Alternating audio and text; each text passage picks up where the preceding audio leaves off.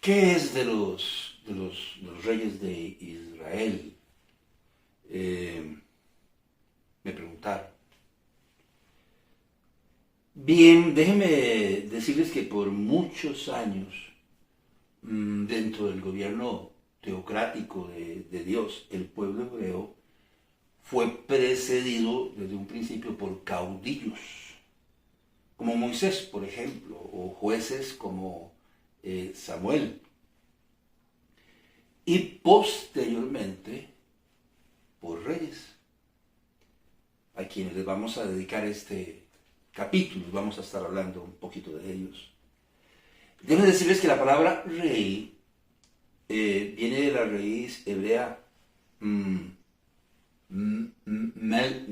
melk, si puedo pronunciarla correctamente, que quiere decir reinar o gobernar, o tener autoridad, en este caso en particular. Por ejemplo, tenemos el nombre Melquisedec, que según el autor de Hebreos en el capítulo 7 quiere decir rey de paz.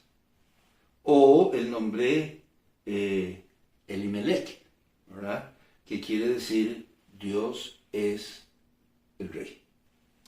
Como concepto apareció gradualmente después de Nimrod, el primer poderoso, durante la dispensación del gobierno humano, cuando Dios, entre comillas, le delegó la responsabilidad de regirse a sí mismo a los hombres, a los pueblos, a las naciones del mundo. Y los pueblos y las naciones del mundo, bueno, pues comenzaron a organizar sus propios sistemas, de nuevo entre comillas, sus propios sistemas de gobierno. La palabra poderoso aquí, que se usa para referirse a Nimrod, viene del hebreo gibor, que quiere decir tirano, rebelde, como el que manda por implicación, como el mandón, ¿verdad? El autoritario. Dícese de Nimrod que fue el primer poderoso. Fue quien constituyó un reino en la llanura de Sinar, en Mesopotamia, donde también se dice que construyó la torre de Babel, aproximadamente, según la tradición, entre el 2360 y el 2200 a.C., unos 100 años después del diluvio, según dicen. Posteriormente, este término fue adoptado, si se quiere, por el Señor, para designar más que a una persona o a un gobernante, a un líder cuya autoridad estaba supeditada a la suya. O sea, cuando el Señor usa la palabra rey, la usa supeditada a su autoridad. O sea, es un líder que está bajo su autoridad. De hecho, Él es Dios, pero Él es el Dios de dioses, recuerden, y el Señor de los reyes. Dijo Nabucodonosor, Dios le dijo, Daniel dijo a Nabucodonosor: mire, tú eres rey de reyes, pero Dios es el Dios de dioses y el Señor de los reyes, o sea, el Señor de todos los reyes de la tierra. Ahí en Daniel, en capítulo 2, en el versículo 47. Desde la perspectiva divina y con respecto a la nación de Israel, o el pueblo de Israel, el rey era aquel soberano que ejercía la autoridad del gobierno teocrático de Dios. De hecho, dice la palabra de Dios en el libro de Daniel, en el capítulo 2, en el versículo 21, muy claro, dice, muy claro. Él muda los tiempos y las edades, quita reyes y pone reyes, da la sabiduría a los sabios y la ciencia a los entendidos. ¿Qué dijo? Que Él muda los tiempos y las edades, quita y pone reyes. Tanto es así el concepto de que el rey, en lo que tenía que ver con la nación de Israel, era un líder cuya autoridad estaba supeditada a la de Dios. Que dice la palabra de Dios que Dios era quien ponía y quitaba los reyes. Tanto es así que los reyes de Israel, cuando ascendían al trono, tenían que tener una copia de la ley de Dios y conocerla al dedillo, como un manual, ¿verdad? Yo no sé si recuerdan a Salomón, pero le pide sabiduría a Dios. ¿Para qué? Para regir los destinos del pueblo, reconociendo que la autoridad con la que ejercía venía de Dios. Dentro de los planes de Dios siempre estuvo el constituir este tipo de gobernantes en la nación de Israel. Sin embargo, aunque Dios siempre tuvo entre sus planes constituir reyes para la nación de Israel, el pueblo se anticipó al tiempo de Dios y le pidió a Dios que les diera un rey, según Samuel, menospreciando la autoridad de Dios. Primera de Samuel, capítulo 8, versículo 7. Y dijo Jehová a Samuel: oye la voz del pueblo en todo lo que te digan, porque no te han desechado a ti, sino a mí me han desechado, para que no reine sobre ellos. Dios entonces le dio a su primer rey, a Saúl, de la tribu de Benjamín, aunque Saúl no gozaba del beneplácito de Dios, porque era el rey que estaba anticipado al tiempo, por decirlo de alguna manera, de Dios. Él no gozaba del beneplácito de Dios. Dios se los dio como rey a destiempo, como juicio por el rechazamiento de su autoridad. Dice aquí en 1 Samuel, en el capítulo 10, en el versículo 24. Y Samuel dijo a todo el pueblo: ¿habéis visto al que ha elegido Jehová, que no hay semejante a él en todo el pueblo? Entonces el pueblo clamó con alegría diciendo: viva el rey. Dios lo permitió, Dios se lo dio. El cual traería juicio, dolor, guerra, muerte y decadencia al pueblo de Israel. Sí. Ustedes se anticiparon, rebelándose en contra de la voluntad de Dios, en contra del tiempo de Dios. Pero Dios se los va a dar. Y esto es lo que este hombre va a hacer. Va a traer guerra, va a traer dolor, va a traer muerte y decadencia. Y ellos dijeron: lo queremos. Ok, aquí está. Posteriormente, por su desobediencia e incredulidad, Saúl fue destituido, y en el tiempo que correspondía, Dios llamó a un joven pastor de ovejas llamado David para que fuese el sucesor del rey Saúl. Primera de Samuel, capítulo 13, versículo 14. Mas ahora tu reino no será tu heredero. Jehová se ha buscado un varón conforme a su corazón, al cual Jehová ha designado para que sea príncipe sobre su pueblo, por cuanto tú no has guardado lo que Jehová te mandó. David llega a ser rey sobre Israel, primero sobre dos tribus, Judá y Benjamín. Ya había un amago ahí de división del reino, de la nación de Israel, y las otras tribus, ¿verdad? Primero reinó sobre una y después reinó sobre todo Israel. A la muerte de David le sucede su hijo Salomón, perpetuando la casa de David y la tribu de Judá como la casa real. Yo no sé si usted recuerda, pero en el libro de Génesis, desde el libro de Génesis, el Señor profetizó que la tribu de Judá, sería la tribu real. Y que dice así la palabra de Dios: Judá, te alabarán tus hermanos, tu mano en la cerviz de tus enemigos, los hijos de tu padre se inclinarán a ti. Cachorro de león, Judá, de la presa subiste, hijo mío, se encorvó, se echó como león, así como león viejo, ¿quién lo despertará? No será quitado el cetro de Judá, ni el legislador de entre sus pies, hasta que venga Silo, y a él se congregarán los pueblos. Desde el libro de Génesis fue dicho que la tribu de Judá sería la tribu real, y resulta que David era de la tribu de Judá, ¿verdad? De la ciudad de Belén.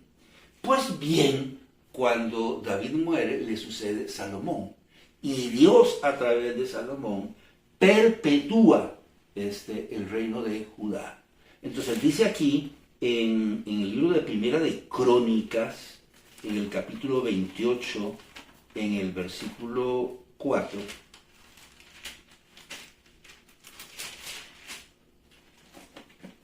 dice así: pero Jehová, el Dios de Israel, me eligió de toda la casa de mi padre, para que perpetuamente fuese rey sobre Israel, porque a Judá escogió por caudillo, y de la casa de Judá a la familia de mi padre, y de entre los hijos de mi padre se agradó de mí para ponerme por rey sobre todo Israel. ¿Quién está hablando? David.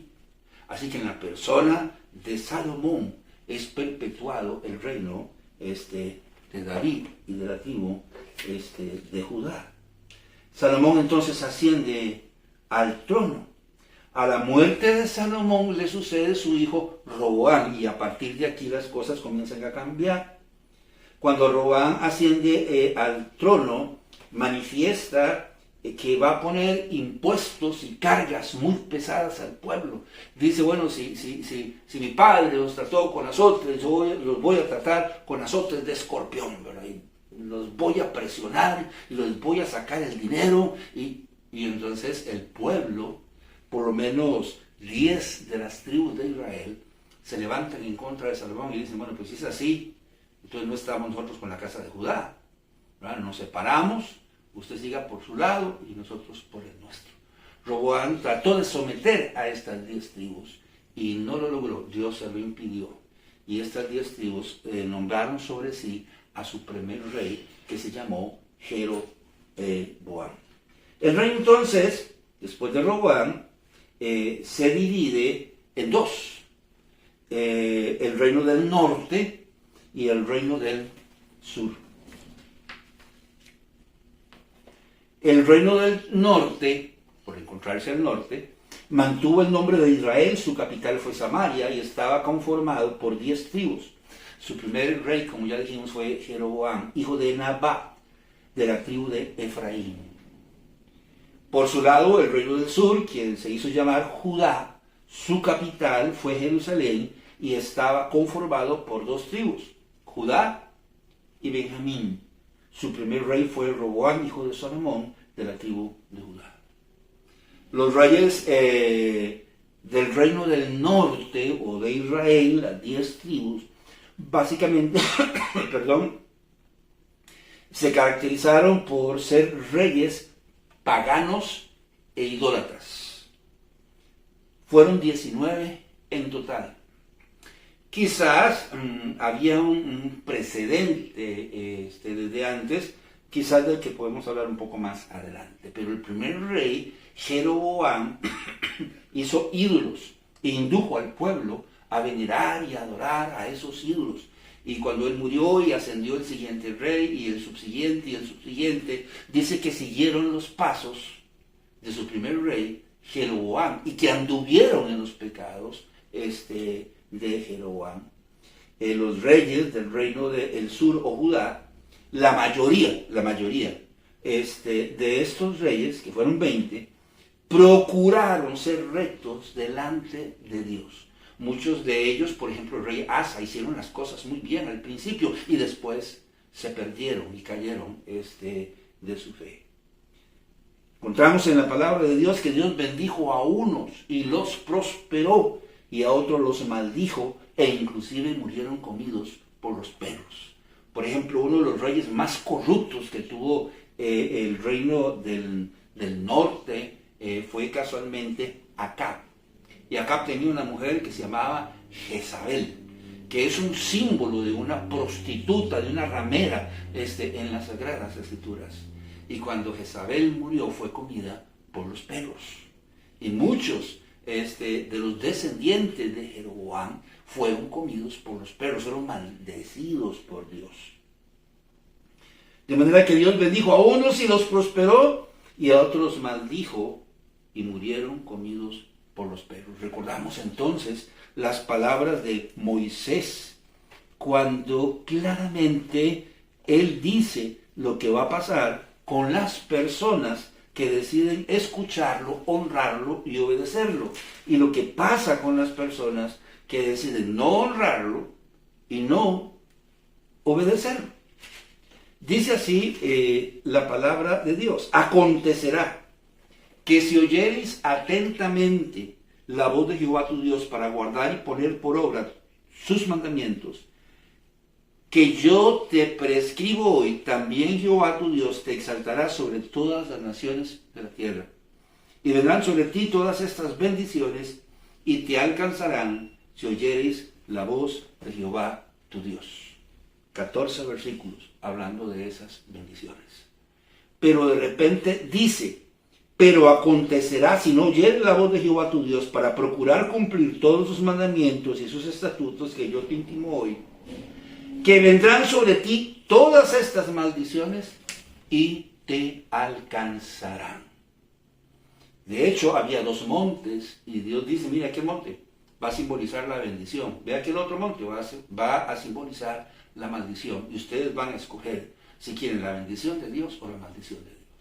Bueno, eso es lo que encontramos con los reyes del norte y los reyes del sur, ¿verdad?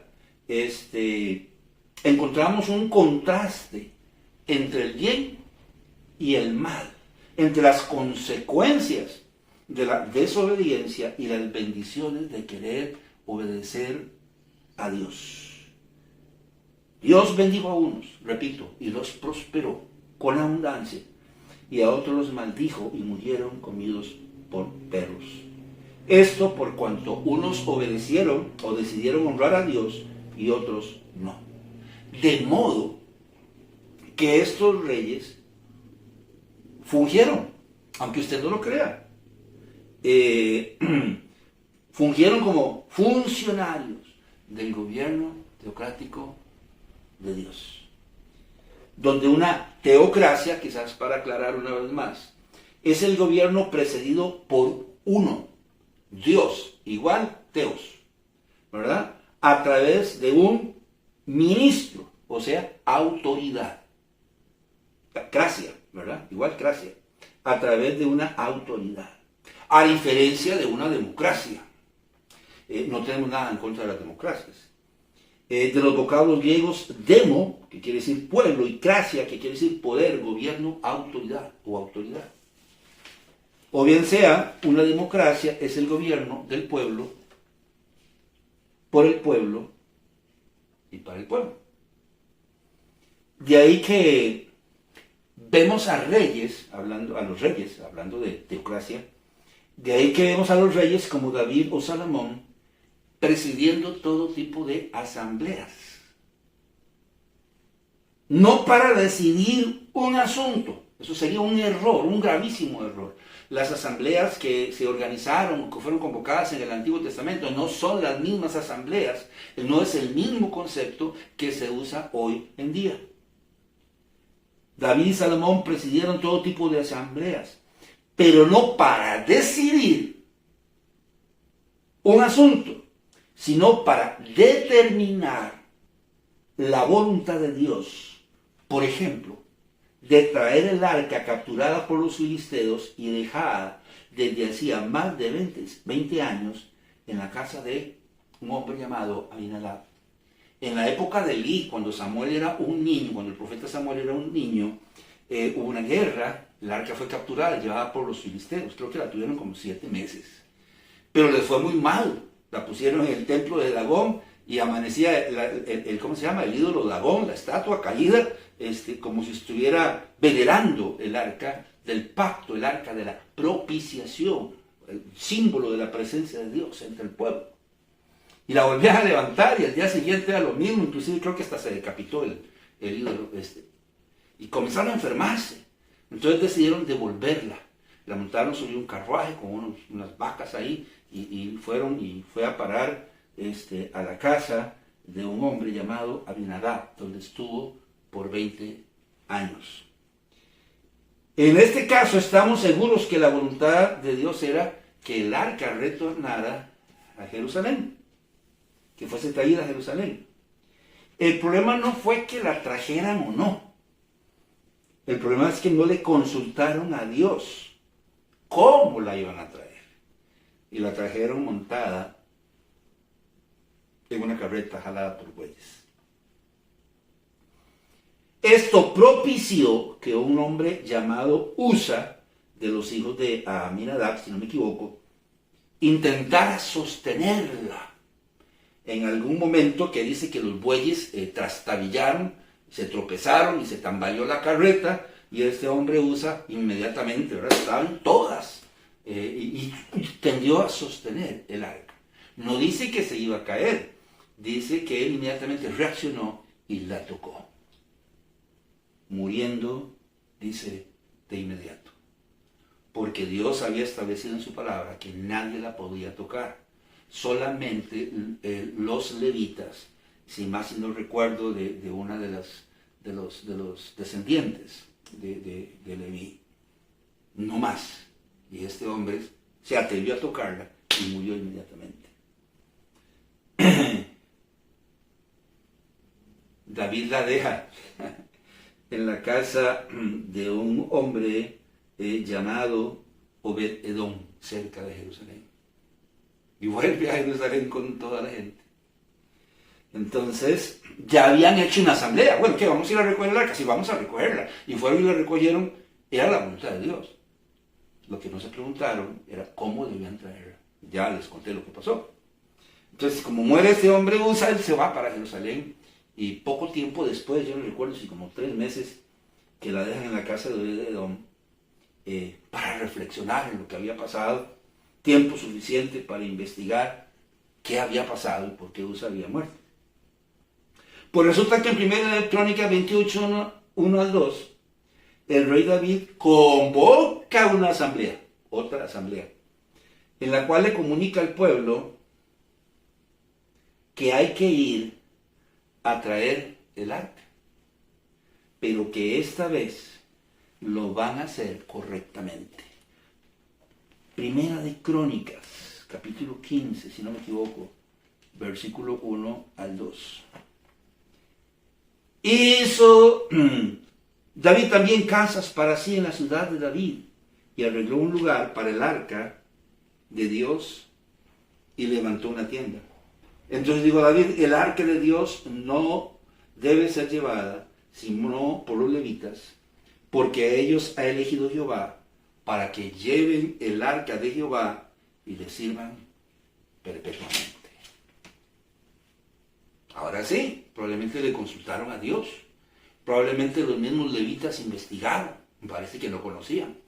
Y el rey David, que tenía que tener una copia de la ley de Dios, parece que no la leía.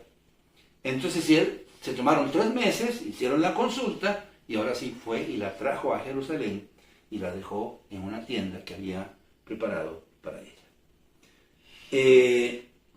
Ahora sí, en 1 Crónicas 28, 1 al 2, el rey David convoca a otra asamblea en la cual le comunica al pueblo que él quería construir un templo para el Señor y que estaba reuniendo fondos y materiales y todo, pero que le consultó a Dios y Dios le dijo que él no construiría ese templo porque sus manos estaban manchadas de sangre, era un soldado, era un guerrero, pero que lo haría su hijo. ¿Cuál hijo? Él es Salomón. Y que su hijo aprovecha esta asamblea para comunicar lo que Dios le dijo, que Salomón su hijo sería su sucesor y quien perpetuaría básicamente su reino, ¿verdad? Él perpetuaría su reino.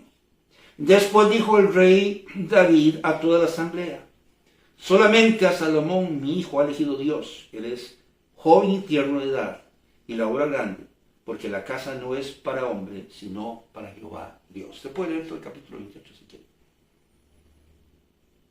Esta asamblea no fue para determinar si construían o no el templo. Esta asamblea no fue para determinar quién sucedería al rey David. Esta asamblea fue convocada para comunicarle al pueblo lo que Dios había dicho. David no construirá el templo, sino su hijo Salomón. Y Salomón será su sucesor y perpetuará su reino sobre la nación de Israel.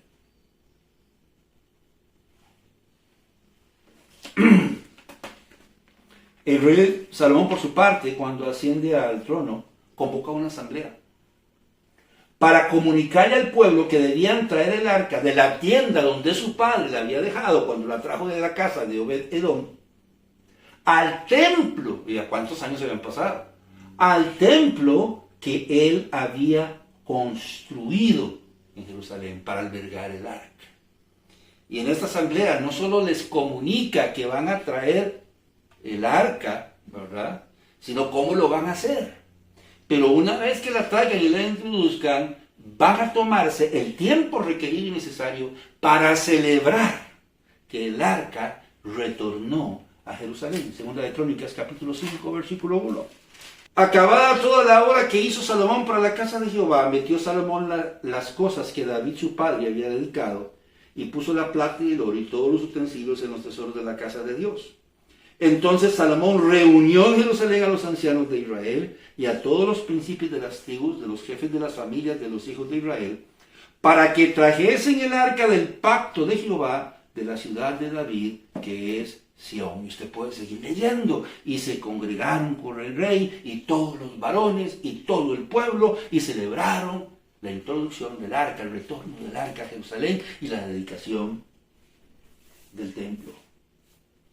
Por otro lado, hombres o reyes como Ocosías, por consultar a Baal-Zebú sobre una enfermedad que él padecía porque se había caído, y no a Dios, tuvo que asumir las consecuencias. Segunda de Reyes, capítulo 1, versículo 16. Y le dijo: así ha dicho Jehová, por cuanto enviaste mensajeros a consultar a Baal-Zebú, dios de Ecrón, ¿no hay Dios en Israel para consultar en su palabra? No te levantarás, por tanto, del lecho en que estás, sino que de cierto morirás. Yo no sé si usted está notando lo que estamos diciendo.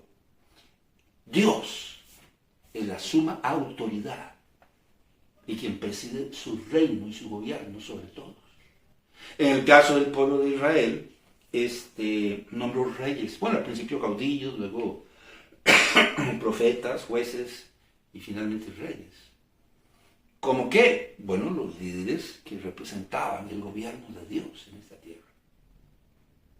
Es lo que estamos diciendo. Dios hablaba con el rey hablaba con Dios, y Dios le decía al rey lo que había que hacer y lo que no había que hacer a través de su palabra. Quienes no lo hicieron sufrieron las consecuencias. Quienes tomaron decisiones, David convoca al pueblo y toma, si vamos a traer el arca, y eran como 30,000 hombres que fueron a traer, ¿era necesario tanto? Parece que David era muy pomposo, le gustaba la fiesta y esas cosas. No era necesario. Ellos decidieron traer el arca y decidieron traerla sobre una carreta, y por traerla en una carreta usan murió. Después le consultan a Dios y Dios les dice lo que tienen que hacer. Pues bien, así lo hizo Salomón también. El problema fue con Ocosías. Se cayó, usted puede leer ahí, de una ventana y quedó malherido, y manda a preguntarle a un dios pagano si se iba a sanar o no, en lugar de preguntarle a Dios. Lo mismo sucedió con el rey Asa. Dice la palabra de Dios que Asa era perfecto delante de los ojos de Dios. Vino un gran ejército, yo no sé si de etíopes, como de 1,000,000, ¿verdad?, en contra de Asa. Y Asa se levantó con su ejército, buscó el apoyo de Dios, buscó la bendición de Dios, consultó a Dios, y Dios le dice: vaya Asa, que yo lo voy a entregar en sus manos. Y venció a estos etíopes, un ejército de más de 1,000,000. Y Dios trajo paz sobre el reino de Asa. Pero posteriormente, ya más viejo, tal vez había tenido mucho dinero, etcétera, etcétera, vinieron los sirios en contra de él. Los sirios, no, perdón, el reino del norte, las 10 tribus vinieron en contra de él. Y entonces él paga a los sirios para que arremetan en contra del reino del norte. Eso hizo Asa, se pervirtió. Lo mismo sucedió con el rey Asa por apoyarse en el rey de Siria, en lugar de Dios y enfermó. Después de haber vencido a estos etíopes, este ejército de 1 millón de personas, venía ahí, vuelvo a repetir, las 10 tribus del reino del norte en contra de él y pagó a los sirios para que los sometieran. Y Dios envía al profeta y le dice que es que no había Dios en Israel para que usted lo consultara. Y como usted no me consultó ni me tomó en cuenta, ahora morirás. Y Asa murió. Y no quiso buscar el rostro de Dios, aunque se le dijo. Si Asa hubiera buscado el rostro de Dios, Dios le hubiese sanado. Como hizo con el rey Ezequías también. Dios le hubiese sanado, Dios le hubiera dado vida. Pero el hombre se llenó de orgullo y dijo, pues me prefiero morirme que buscar el rostro de Dios. Posteriormente, con la institución de la iglesia, las cosas no cambiaron. Dios estableció al Señor Jesucristo como la cabeza de la iglesia y su autoridad suprema, previendo casualmente su muerte, su sepultura y su resurrección y ascensión al cielo. El Señor Jesucristo constituyó a los apóstoles, y los apóstoles posteriormente, como representantes del gobierno teocrático de Dios, le entregaron la estafeta a los pastores. Apóstoles solo hubo 12 y muerto el último, le sucedieron los pastores. Que dice Hechos 20, versículo 28. Vean lo que dice. Por tanto, mirad por vosotros y por todo el rebaño en que el Espíritu Santo os ha puesto por obispos, para apacentar la iglesia del Señor, la cual él ganó por su propia sangre. Él está hablando a los pastores, y que fueron puestos ahí por el rebaño, en el rebaño, por el Espíritu de Dios, para que fueran obispos o administradores, ¿verdad?, de la iglesia que el Señor ganó con su sangre.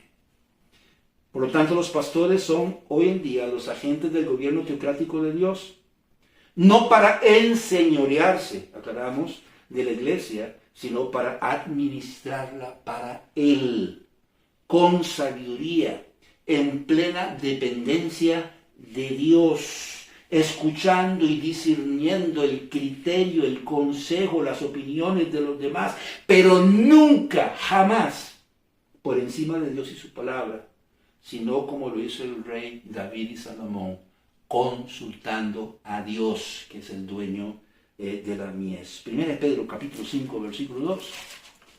Apacentad la grey de Dios que está entre vosotros, cuidando de ella, no por fuerza, sino voluntariamente, no con ganancia deshonesta, sino con ánimo pronto. Tito capítulo 1, versículo 7. Porque es necesario que el obispo sea irreprensible, como administrador de Dios, no soberbio, no iracundo, no dado al vino, no pendenciero, no codicioso de ganancias deshonestas. Por otro lado, no encontramos al Señor Jesucristo ni a los apóstoles convocando ninguna asamblea para dilucidar ningún asunto. Cuando los apóstoles, bajo la dirección de Jacobo, pastor de la iglesia en Jerusalén, convocaron una asamblea en Hechos 15 para determinar qué decía Dios sobre la salvación de los gentiles y se debían circuncidarse o no para ser salvos, ellos se reunieron con la guía del Espíritu Santo y los únicos acuerdos que tomaron fue enviar una carta a las iglesias comunicándoles que no tenían que circuncidarse para ser salvos, que tan solo se abstuvieran de los ídolos, de fornicación, de ahogado y de sangre. La otra cosa que acordaron fue que iban a enviar esta carta por medio de unos fulanos, de unos hombres, y escogieron algunos de ellos.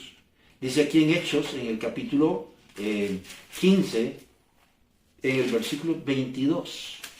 Entonces pareció bien a los apóstoles y a los ancianos, con toda la iglesia, elegir de entre ellos varones y enviarlos a Antioquía con Pablo y Bernabé, a Judas, que tenía por su nombre Barsabás, y a Silas, varones principales entre los hermanos. Y usted puede seguir leyendo.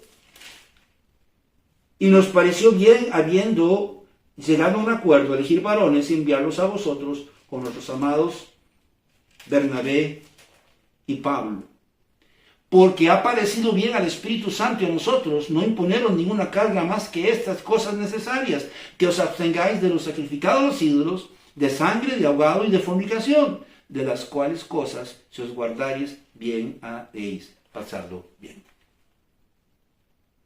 Ellos determinaron cómo era la salvación. No, determinaron lo que Dios decía acerca de la salvación. ¿Y qué acuerdo tomaron? Mandar una carta a las iglesias. A través de estos distinguidos hombres aquí en la palabra de Dios.